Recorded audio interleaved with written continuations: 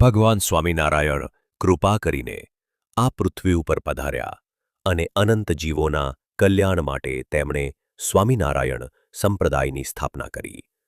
પોતે તો ફક્ત 39 વર્ષ જ આ પૃથ્વી ઉપર રહ્યા, પણ પોતાનો સંદેશ સદાય પૃથ્વી ઉપર પ્રવર્ત્યા જ કરે અને તેનાથી અનેક મનુષ્યો સુખી થાય એ માટે એમણે પોતાના ગુણાતીત સંત દ્વારા એમનું કાર્ય ચાલુ જ રાખ્યું છે.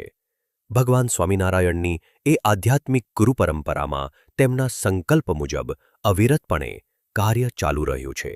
એ પરંપરામાં પરમ પૂજ્ય પ્રમુખ સ્વામી મહારાજે સત્સંગનો જે વ્યાપ વધાર્યો છે, જે પુરુષાર્થ કર્યો છે, તે તો અજોડ છે જ, પરંતુ તેની સાથે સાથે ભગવાન સ્વામિનારાયણે સંતોના જે પંચવર્તમાન કયા છે, નિષ્કામ, નિર્લોભ, નિસ્વાદ, નિસ્નેહ, નિર્માન, એ એમણે પોતાના જીવનમાં સાંગોપાંગ રાખ્યા છે. આ વાત બહુ કઠણ છે, વાતો કરવી સહેલી છે, એડમિનિસ્ટ્રેશન કરવું સહેલું છે, પણ જે પોતાના ઇષ્ટદેવે જે નિયમો આપ્યા છે તેમાં રહીને આ રીતે કાર્ય કરવું એ ખરેખરું બહુ કઠણ કાર્ય છે. ભગવાન સ્વામિનારાયણે ગડ્ડા અંત્ય પ્રકરણના 36મા વચનામૃતમાં કહ્યું છે કે શાસ્ત્રમાં જે નિષ્કામ, નિર્લોભ, નિસ્વાદ, નિસ્નેહ, નિર્માન, પંચવર્તમાન જે કહ્યા છે, એ જે સંતમાં અખંડ હોય એને અને ભગવાનને સાક્ષાત સંબંધ છે. આવા પંચવર્તમાનાદિક શુભ ગુણોથી શોભતા પ્રમુખ સ્વામી મહારાજમાં ભગવાન સાક્ષાત અખંડ રહ્યા છે. એવી ભગવાન સ્વામિનારાયણ કૃપા કરીને આ પૃથ્વી ઉપર પધાર્યા અને અનંત જીવોના કલ્યાણ માટે તેમણે સ્વામિનારાયણ સંપ્રદાયની સ્થાપના કરી. પોતે તો ફક્ત 39 વર્ષ જ આ પૃથ્વી ઉપર રહ્યા, પણ પોતાનો સંદેશ સદાય પૃથ્વી ઉપર પ્રવર્ત્યા જ કરે અને તેનાથી અનેક મનુષ્યો સુખી થાય એ માટે એમણે પોતાના ગુણાતીત સંત દ્વારા એમનું કાર્ય ચાલુ જ રાખ્યું છે. ભગવાન સ્વામિનારાયણની એ આધ્યાત્મિક ગુરુ પરંપરામાં તેમના સંકલ્પ મુજબ અવિરતપણે કાર્ય ચાલુ રહ્યું છે. એ પરંપરામાં પરમ પૂજ્ય પ્રમુખ સ્વામી મહારાજે સત્સંગનો જે વ્યાપ વધાર્યો છે, જે પુરુષાર્થ કર્યો છે, તે તો અજોડ છે જ, પરંતુ તેની સાથે સાથે ભગવાન સ્વામિનારાયણે સંતોના જે પંચવર્તમાન કયા છે, નિષ્કામ, નિર્લોભ, નિસ્વાદ, નિસ્નેહ, નિર્માન, એ એમણે પોતાના જીવનમાં સાંગોપાંગ રાખ્યા છે. આ વાત બહુ કઠણ છે, વાતો કરવી સહેલી છે, એડમિનિસ્ટ્રેશન કરવું સહેલું છે, પણ જે પોતાના ઇષ્ટદેવે જે નિયમો આપ્યા છે તેમાં રહીને આ રીતે કાર્ય કરવું એ ખરેખરું બહુ કઠણ કાર્ય છે. ભગવાન સ્વામિનારાયણે ગરડા અંત્ય પ્રકરણના 36મા વચનામૃતમાં કહ્યું છે કે શાસ્ત્રમાં જે નિષ્કામ, નિર્લોભ, નિસ્વાદ, નિસ્નેહ, નિર્માન, પંચવર્તમાન જે કયા છે, એ જે સંતમાં અખંડ હોય એને અને ભગવાનને સાક્ષાત સંબંધ છે. આવા પંચવર્તમાન આદિક શુભ ગુણોથી શોભતા મુક્તાનંદ સ્વામીની એક જાણીતી પંક્તિ યોગીજી મહારાજ ઘણી વખત બોલતા, કોઈ કહે હરિ હો ગયે, કોઈ કહે હોવનહાર, મુક્ત પ્રગટ કી પ્રીછ, બિન ભટકત સબ સંસાર. કોઈ ભગવાન થઈ ગયા છે એમ માને છે, કોઈ ભગવાન થશે એમ માને છે, પરંતુ પૃથ્વી ઉપર પ્રગટ વિચરતા ભગવાનની ઓળખાણ વિના જીવન વ્યર્થ છે. ભગવાન સ્વામિનારાયણે વચનામૃતમાં કહ્યું છે કે જ્યારે જ્યારે આ જીવને ભરતખંડમાં જન્મ મળે છે ત્યારે ભગવાન અને સંત પૃથ્વી પર જરૂર વિચરતા હોય છે, એમની ઓળખાણ થવી જોઈએ.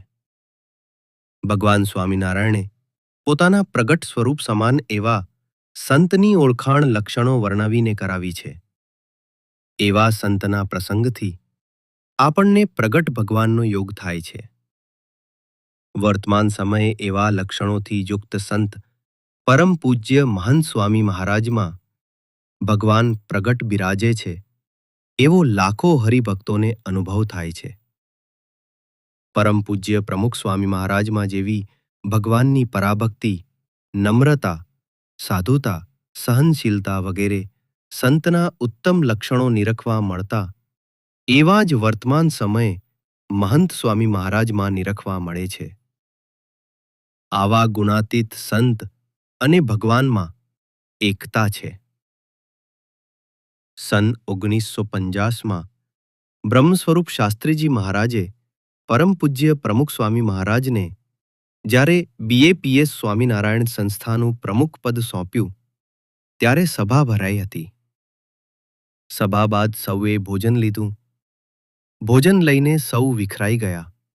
તેમાંય પ્રાણ પ્યારા ગુરુહરિ યોગીજી મહારાજને જાતે ગૂંથીને હારથી વધાવવાનો એમનો ઉમંગ કંઈક જુદો જ હતો.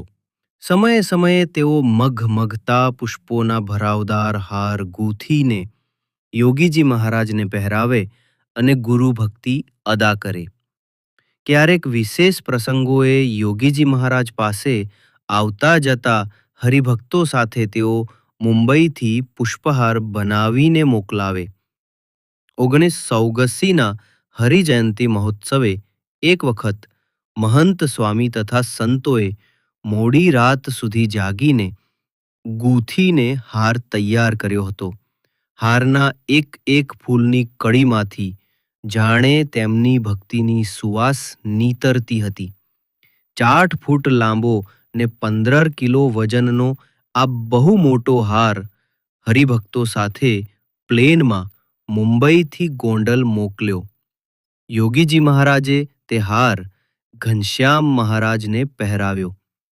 કંઠમાં શોભી રહેલા હાર સહિત મૂર્તિના દર્શન કરતા યોગીજી મહારાજ ધરાતા ન હતા. આ હારની પ્રશંસા કરતા તેઓ બોલ્યા, મહંત સ્વામીની કેટલી ભક્તિ! 1 કલાકમાં તૈયાર કરીને પ્લેનમાં મોકલી પણ આપ્યો.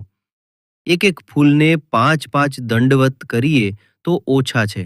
અને યોગીજી મહારાજે ઘનશ્યામ મહારાજ સાથે હારને દંડવત પ્રણામ કર્યા. મહંત સ્વામીના હૃદયમાં યોગીજી મહારાજ જેવી જ ગુરુભક્તિ પ્રમુખ સ્વામી મહારાજ પ્રત્યે હતી. યોગીજી મહારાજની છત્રછાયામાં પોતાની જાતને સદા ઢાંકીને વર્તતા પ્રમુખ સ્વામી મહારાજ સ્વામિનારાયણ ભગવાને વચનામૃતમાં આપણા મોક્ષને માટે ગુણાતીત સંતને વારંવાર બતાવ્યા છે. ગુણાતીતાનંદ સ્વામીએ પણ એ જ વાત કરી છે. એક વખત ગુણાતીતાનંદ સ્વામીએ સંત જન સોહી સદા મોહે ભાવે વગેરે સંત મહિમાના પદ સાંભળ્યા ત્યારે તેમણે કહ્યું હતું, આ 4 પદની અંદર 4 વેદ, 6 શાસ્ત્ર ને 18 પુરાણનો સાર આવી ગયો. ગઢડા પ્રથમ પ્રકરણ 14ના વચનામૃતમાં સ્વામિનારાયણ ભગવાને કહ્યું કે આ સંત સમાગમ મળ્યો છે એ પરમ ચિંતામણી અને કલ્પ વૃક્ષ છે. વળી સ્વામિનારાયણ ભગવાને ગઢડા પ્રથમ પ્રકરણના 27ના વચનામૃતમાં કહ્યું કે આવા સંતના ચરણની રજ હું માથે ચડાવું છું. આવા ગુણાતીત સંતનો મહિમા કહેતા સ્વયં ગુણાતીતાનંદ સ્વામીએ એકવાર કહ્યું કે આ ગિરનાર પર્વતમાં જેટલા ઝાડ છે એ બધા ઝાડ કલ્પવૃક્ષ હોય અને એના માલિક આપણે હોઈએ અને એનો ત્યાગ કરવો પડે તો એ ત્યાગ કરીને પણ આવા સંતનો સત્સંગ કરવો. ગુણાતીતાનંદ સ્વામીએ એકવાર એમ પણ કહ્યું કે રોટલા ખાવા મળે છે પણ એ ન મળે તો રાંધેલું અન્ન માગી ખાઈને આવા ગુણાતીત સંતનો સમાગમ કરીએ. એ ન મળે તો કાચા દાણા ખાઈને સમાગમ કરીએ. એ ન મળે તો પાણી પીને સમાગમ કરીએ અને એ ન મળે તો હવા ઉપર રહીને પણ સમાગમ કરીએ. બધા જ શાસ્ત્રો ગુણાતીત સંતનો આ મહિમા ગાય છે. પંદમાની BSc એગ્રી થયા. જે દિવસે તેમની BScની છેલ્લી પરીક્ષા પૂરી થઈ તે જ દિવસે તેઓ કોલેજથી સીધા જ યોગીજી મહારાજ જ્યાં હતા ત્યાં તેમની સેવામાં પહોંચી ગયા. યોગીજી મહારાજે તેમને તરત આજ્ઞા કરી કે દીક્ષા લઈ લો, પણ હકીકત એવી હતી કે તે સમયે તેમના ઘરની આર્થિક પરિસ્થિતિ સારી નહોતી. પરિણામે ઘરના કેટલાક સભ્યોની ઈચ્છા હતી કે મહંત સ્વામી બીએસસી થયા છે તો તેમને કોઈક સારી નોકરી મળશે અને કમાશે, તેનાથી ઘરને ટેકો રહેશે. મહંત સ્વામી મહારાજના એક મોટા ભાઈ ઇંગ્લેન્ડ રહેતા હતા. બીજા એક ભાઈ સામાન્ય નોકરી કરતા હતા. તેમના પરિવારની જવાબદારી પિતા પર હતી, એટલે તેમના ઘરના સભ્યોમાંથી એક વ્યક્તિએ મને વાત કરી કે તમે યોગીજી મહારાજને વિનંતી કરો કે વિનુભાઈને દીક્ષા આપે. તેમાં તો અમે બધા રાજી જ છીએ, પણ સન 1961માં બીજા યુવકોને દીક્ષા આપવાના છે, તે વખતે તેમને દીક્ષા આપે, કારણ કે અત્યારે અમારે આર્થિક કટોકટી છે, તેમાં તેઓ નોકરી કરે તો કંઈક મદદ થાય. આથી તેમના ઘરના સભ્યો વતી મેં યોગીજી મહારાજને વિનંતી કરી કે સ્વામી, 1961માં અન્ય ઘણા બધાને દીક્ષા આપવાની છે, તે વખતે તેમની સાથે મહંત સ્વામીને દીક્ષા આપો તો ત્યાં સુધીના 3-4 વર્ષ સુધી તેઓ થોડું કમાય, તેનાથી તેમના કુટુંબને ટેકો રહેશે. પરંતુ તે વખતે યોગીજી મહારાજે મને કહ્યું, તમે એમના પરિવારના બધાને કહેજો કે જરાય ચિંતા ન કરે, વિનુભાઈને હું એવા સાધુ બનાવીશ કે એમના સંકલ્પે લાખો રૂપિયા આવશે. એટલા બધા જ કાર્યો થાય છે. એમણે કેટલા શિખરબદ્ધ મંદિર બનાવ્યા છે, સેંકડો હરિમંદિરોની પ્રાણ પ્રતિષ્ઠા કરી છે, સેંકડો યુવાનોને દીક્ષા આપી છે, અબુધાબીમાં મંદિર અને રોબિન્સવિલમાં અક્ષરધામ જેવા મહાન કાર્યો કર્યા, પ્રમુખ સ્વામી મહારાજનો ભવ્ય શતાબ્દી મહોત્સવ ઉજવ્યો. આવા તો અનેક કાર્યો કર્યા, પરંતુ જાણે કંઈ કરતા જ નથી તેવી રીતે. વળી આ બધા કાર્યો પાછળ તેમનો એક આધ્યાત્મિક સંદેશ કાયમ જોડાયેલો રહે છે. અક્ષરધામના ઉદ્ઘાટન પ્રસંગે મહંત સ્વામી મહારાજે કહ્યું હતું, બહાર તો અક્ષરધામ બની ગયું, હવે અંદર અક્ષરધામ બનાવવાનું છે. અંદર અક્ષરધામ બનાવવું એટલે શું? આપણે હૃદય શુદ્ધ કરવાનું છે. ઘર સાફ કરનારા નીકળશે, મોટર સાફ કરનારા નીકળશે, હોજરી સાફ નીકળશે, પણ હૃદય એટલે કે અંતઃકરણ સાફ કરનારું બીજું કોઈ તંત્ર શોધાયું છે? એ જેમનું હૃદય શુદ્ધ છે એવા મહાન ગુણાતીત ગુરુના માર્ગે ચાલીને આપણે જે કરવું પડશે. એવા ગુણાતીત ગુરુ મહંત સ્વામી મહારાજ છે.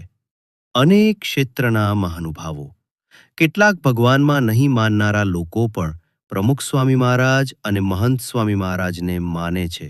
એ કયું તત્વ છે? એ છે એમનું શુદ્ધ હૃદય. શુદ્ધ હૃદય હશે તો કાયમ શાંતિ સુખ અનુભવાશે. એમને રાજી કરવાથી આપણું હૃદય એવું શુદ્ધ થાય છે. બીજું, મહંત સ્વામી મહારાજનું કાયમી સૂત્ર યાદ રાખવા જેવું છે, નો કમ્પ્લેન, કોઈ ફરિયાદ